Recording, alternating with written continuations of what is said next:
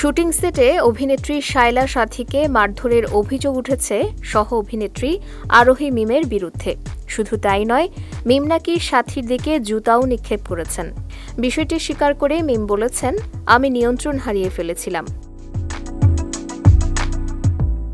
আরোহী মিম অভিযোগ করে বলেন, গত 1-1.5 বছরে শায়লা সাথী তার বিরুদ্ধে নানা ষড়যন্ত্র ও রাজনীতি করেছেন, যার ফলে তাদের টিমের অনেক সদস্য কাজ ছেড়ে দিতে বাধ্য হয়েছেন।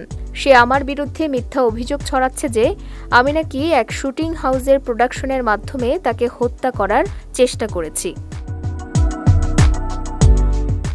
মিম জানান, খোঁজ নিয়ে দেখেছেন যাকে প্রোডাকশন বয় বলা হচ্ছে সে এখন আর মিডিয়াতে কাজই করেন না, মানে বিষয়টা পুরো বানানো।